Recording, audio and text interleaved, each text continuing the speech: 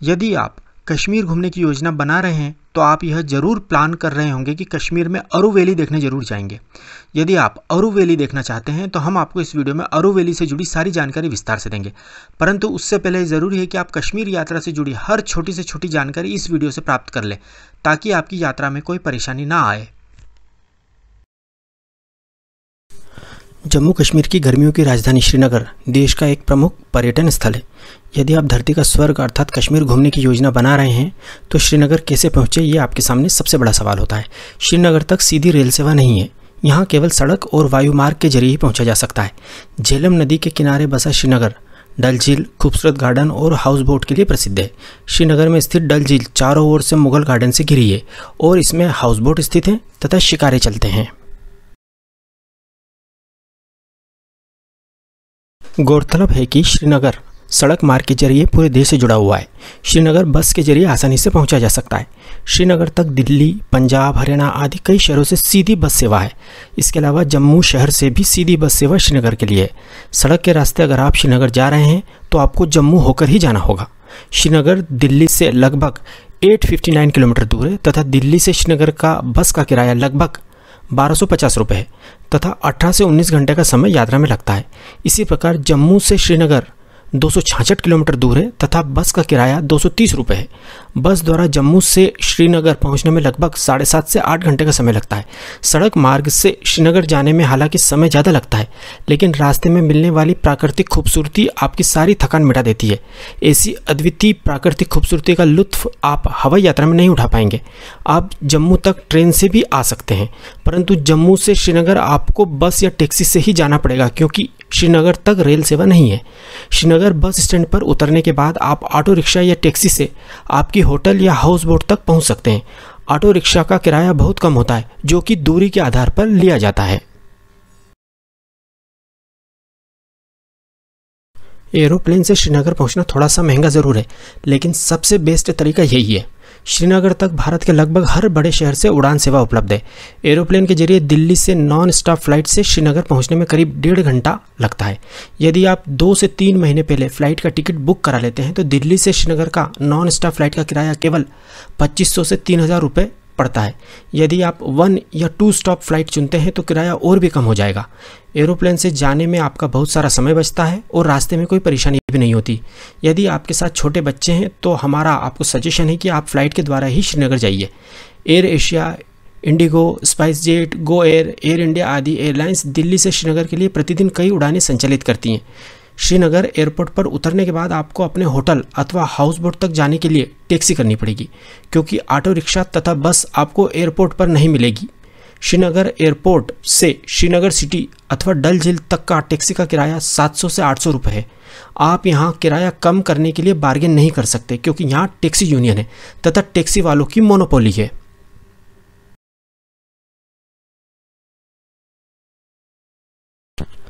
शायद ही कोई ऐसा पर्यटक होगा जो श्रीनगर की डल झील के हाउस बोट में कुछ समय न बिताना चाहे।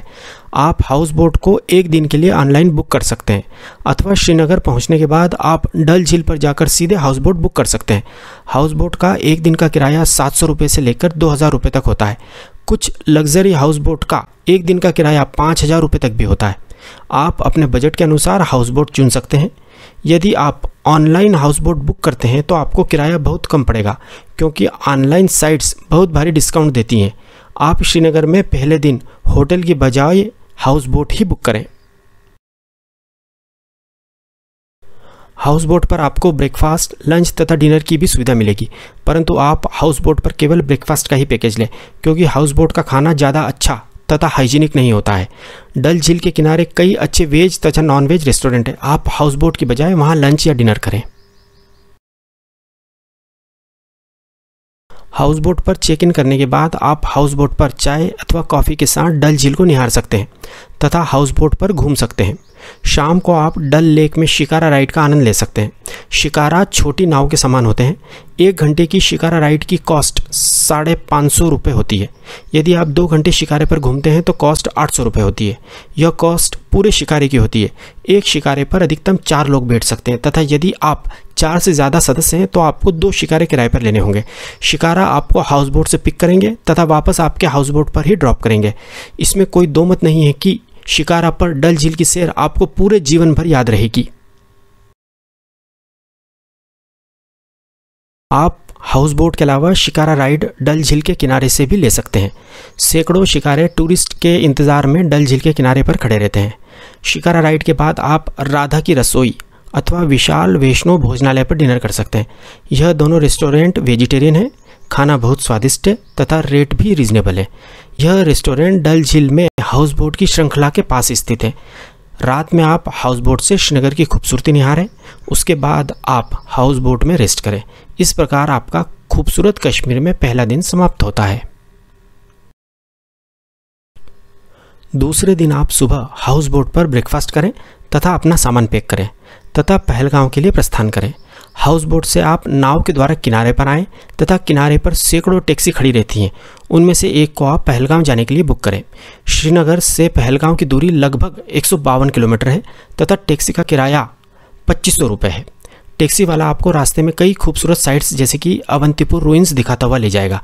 अवंतीपुर रुइंस 1100 साल पुराना राजा अवंती वर्मन द्वारा निर्मित भगवान विष्णु का मंदिर है। हालांकि यह मंदिर टूट फूट गया है परंतु फिर भी देखने लायक है। पहलगांव पहुंचने में आपको 5 घंटे का समय लगेगा, इसलिए आप रास्ते में किसी अच्छे ढाबे पर लंच कर लें। आपकी टैक्सी का ड्राइवर आपको इस मामले में गाइड कर देगा। यदि आप श्रीनगर से 10 बजे सुबह पहलगांव के लिए निकलते हैं तो आप रुकते रुकते तथा सुंदरता का आनंद लेते हुए भी जाएंगे तो भी आप 3 से 3:30 बजे तक आराम से पहलगांव पहुंच जाएंगे। यदि आपने पहले से होटल बुक कर रखा है तो आप वहां जाएं। यदि आपने ऑनलाइन होटल बुक नहीं किया है तो टैक्सी वाले की मदद से अपने बजट के हिसाब से 800 रुपये से 2000 रुपये पर डे का होटल बुक कर सकते हैं। इसके बाद आप पेमेंट देकर टैक्सी वाले को छोड़ दें तथा होटल में चेक इन करें। शाम की चाय या कॉफ़ी आप होटल के बाहर लान में बर्फीले पहाड़ों को देखते हुए पिए। यदि आपका मन करे तो आप होटल से बाहर वैली में टहलाएं। इसके बाद रात का खाना आप होटल में ही खाएं तथा रात में आराम करें। इस प्रकार आपका मैजेस्टिक कश्मीर में दूसरा दिन समाप्त होता है। तीसरे दिन सुबह पहलगांव में अपने होटल में ब्रेकफास्ट करने के बाद आप होटल से ही चंदनवारी, बेतवा वैली तथा अरू वैली के लिए टैक्सी बुक कर सकते हैं। इन तीनों स्पॉट्स को घुमाने का टैक्सी का किराया 1500 रुपये से 1800 रुपये के बीच है। पहलगांव से चंदनवारी केवल 15 किलोमीटर दूर है। चंदनवारी एक बहुत ही खूबसूरत स्पॉट है जहां से ऊंचे पहाड़, झूमते पेड़ और रंग बिरंगे फूल दिखते हैं। यदि आप यहां अप्रैल से अक्टूबर के महीने में आते हैं तो आपको वास्तव में लगेगा कि आप जन्नत में आ गए। आप यहीं स्थित किसी ढाबे पर लंच करें। इसके बाद आप बेताब वैली जाएं। 1983 में एक बॉलीवुड रोमांटिक फिल्म आई थी जिसमें सनी देओल और अमृता सिंह एक साथ नजर आए थे। उस फिल्म की शूटिंग इसी घाटी में हुई थी। इस फिल्म के नाम पर ही इस घाटी का नाम बेताब वैली रखा गया है। नर्म घास के मैदान और हसीन पहाड़ियों से घिरी यह घाटी पहलगांव और चंदनवाड़ी के बीच स्थित है, जहां से एक मार्ग अमरनाथ मंदिर को भी जाता है। यह एक खूबसूरत और बेहद आकर्षक घाटी है जो हरे भरे घास के मैदान और बर्फीली चोटियों से घिरी हुई है। चंदनवाड़ी से लौटते समय आप बेताब वैली में घूमें।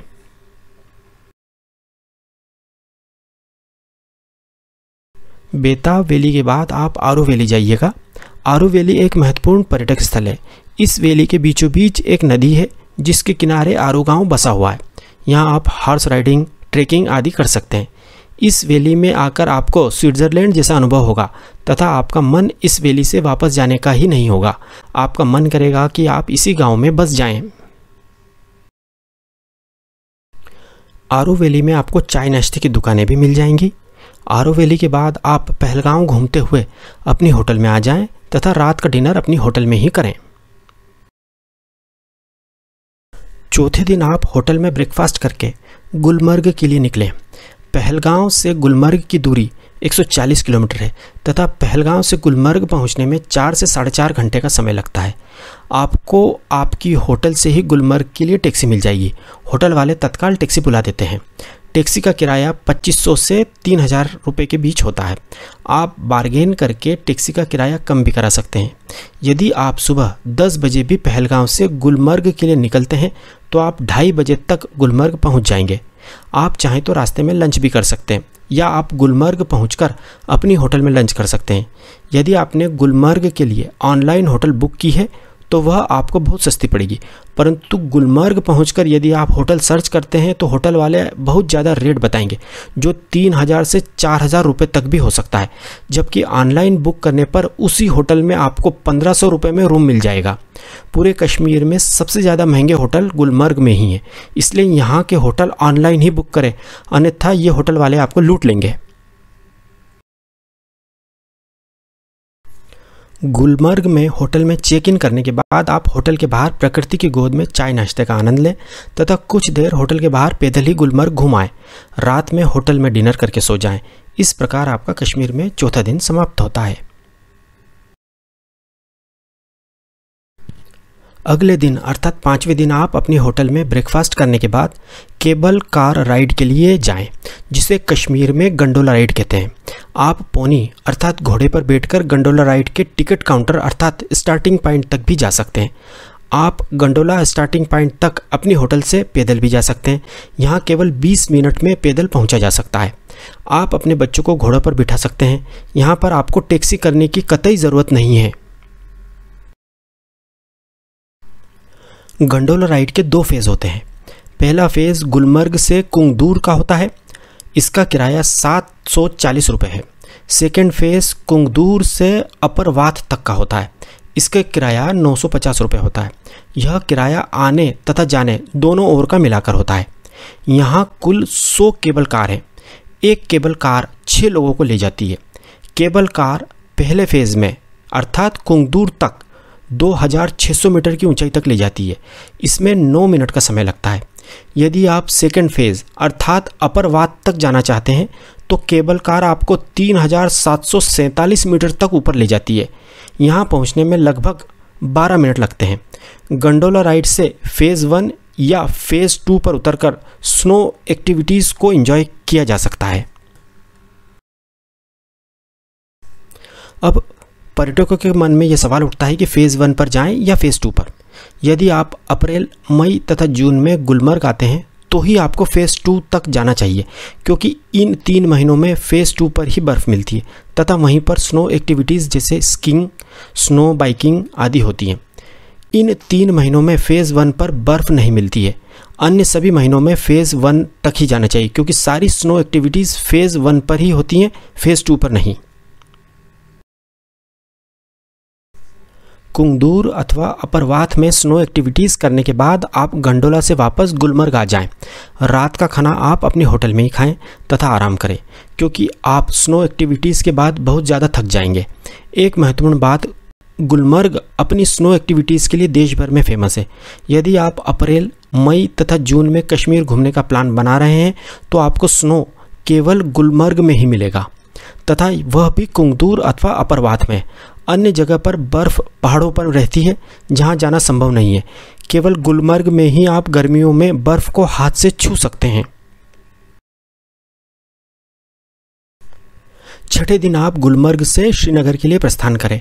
गुलमर्ग में आप होटल में ब्रेकफास्ट करने के बाद होटल से ही टैक्सी बुक करें। गुलमर्ग से श्रीनगर की दूरी केवल 50 किलोमीटर है तथा टैक्सी का किराया 1500 से 1800 रुपये के बीच है तथा गुलमर्ग से श्रीनगर पहुंचने में 1.5 से 2 घंटे का समय लगता है। श्रीनगर पहुंचकर आप होटल बुक करें। श्रीनगर में होटल का किराया कम होता है, जो 1000 से 1500 रुपये के बीच होता है। यदि आपने ऑनलाइन होटल बुक कर रखी है तो आपका होटल बुकिंग का समय बचेगा। श्रीनगर में होटल 2 दिन के लिए बुक करें। होटल में चेक इन करने के बाद आप टैक्सी बुक कर सकते हैं या ऑटो रिक्शा से श्रीनगर लोकल साइट सीन कर सकते हैं। यदि ट्यूलिप गार्डन खुला हो तो उसे अवश्य देखने जाइएगा। यह गार्डन अप्रैल में केवल 20 से 25 दिन के लिए ही खुला रहता है, क्योंकि ट्यूलिप फ्लावर साल में केवल 20-25 दिन ही खिलते हैं। इसके बाद आप श्रीनगर में चश्मे-शाही, निशांत बाग तथा शालीमार बाग घूम सकते हैं। इन तीनों बागों को ही सम्मिलित रूप से मुगल गार्डन्स कहा जाता है और ये तीनों बाग डल झील के किनारे ही स्थित हैं। इसके बाद आप श्रीनगर में डल लेक के किनारे स्थित किसी अच्छे रेस्टोरेंट में लंच कर सकते हैं। लंच के बाद आप शंकराचार्य टेम्पल देखने जाएं। लौटते समय आप श्रीनगर का हार्ट कहलाने वाला लाल चौक देखें तथा यदि आप शॉपिंग करना चाहें तो लाल चौक पर आप यह कर सकते हैं। इस चौक पर कभी कभी शुक्रवार के दिन पत्थरबाजी भी हो जाती है। यदि ऐसी स्थिति हो तो आप लाल चौक को देखना स्थगित भी कर सकते हैं। बाकी पूरा कश्मीर पर्यटकों के लिए पूरी तरह सुरक्षित है। इसके बाद आप डिनर करके रात में अपने होटल में विश्राम करें। अगले दिन अर्थात 7वें दिन आप जल्दी ब्रेकफास्ट कर लें तथा टैक्सी बुक करके सोनमर्ग के लिए निकलें। सोनमर्ग श्रीनगर से 81 किलोमीटर दूर है तथा सोनमर्ग पहुंचने में 3 घंटे का समय लगता है। श्रीनगर से सोनमर्ग जाने तथा वापस आने का टैक्सी का अधिकतम किराया 2500 रुपये होता है। सोनमर्ग के लिए आप सुबह 8 बजे तक निकल जाएं ताकि आप सोनमर्ग 11 बजे तक पहुंच जाएं। सोनमर्ग को मिडोज ऑफ गोल्ड अर्थात सोने की घास वाली जगह कहते हैं। सोनमर्ग में आप पोनी राइड का आनंद उठाएं। सोनमर्ग में ही आप लंच करें। सोनमर्ग में घूमने के लिए 5 से 6 घंटे का समय काफ़ी होता है। आप सोनमर्ग से वापस श्रीनगर के लिए शाम को 4 बजे निकल जाएं ताकि आप अंधेरा होने से पहले श्रीनगर वापस आ जाएं। सोनमर्ग से श्रीनगर का रास्ता रात में बहुत ज़्यादा सेफ नहीं है। यदि आप ज़्यादा घूमना चाहते हैं तो सुबह श्रीनगर के होटल से और जल्दी सोनमर्ग के लिए निकलें। सोनमर्ग से वापस आने के बाद रात का खाना आप श्रीनगर में अपनी होटल में खाएं अथवा आप डल लेक के किनारे स्थित रेस्टोरेंट में भोजन करें। रात में अपनी होटल में विश्राम करें। अगले दिन अर्थात 8वें दिन सुबह का ब्रेकफास्ट करके आप होटल से चेकआउट करें तथा टैक्सी के द्वारा एयरपोर्ट अथवा रिक्शा के द्वारा श्रीनगर बस स्टैंड पर आ जाएं। होटल से एयरपोर्ट वापस जाने का टैक्सी का किराया 700 रुपये होता है। यदि आप फ्लाइट से दिल्ली या कहीं और जा रहे हैं तो एयरपोर्ट पर अपने गंतव्य स्थान के लिए बोर्डिंग करें। यदि आप बस से जा रहे हैं तो श्रीनगर से जम्मू के लिए बस का टिकट ले लें तथा वापस अपने घर की जर्नी एंजॉय करें।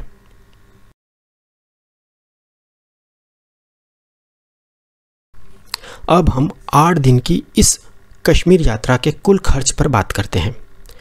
4 लोगों का दिल्ली से श्रीनगर तथा रिटर्न श्रीनगर से दिल्ली का फ्लाइट का किराया 20,000 रुपये। 4 लोगों का 8 दिन का टैक्सी का कुल किराया 14,000 रुपये। 4 लोगों का 8 दिन का होटल तथा हाउस बोट का किराया 14,000 रुपये। 4 लोगों का 8 दिन का भोजन का खर्च 14,000 रुपये।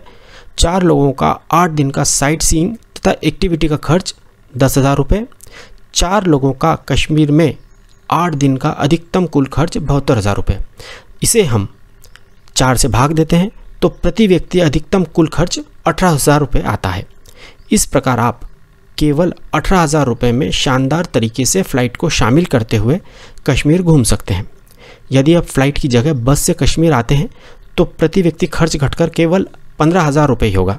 यदि आप ऑनलाइन होटल बुक कर लेते हैं तो होटल का खर्च 14,000 रुपये से घटकर केवल 9,000 रुपये ही आएगा। तो अब इंतज़ार मत कीजिए, जल्दी ही कश्मीर घूमने का प्लान बनाइए और अधिक जानकारी के लिए हमें मैसेज करें। यदि आपको हमारी जानकारी सही तथा उपयोगी लगी हो तो हमारे चैनल एक्सप्लोर इंडिया विद विकास को सब्सक्राइब ज़रूर कीजिएगा। Thank you.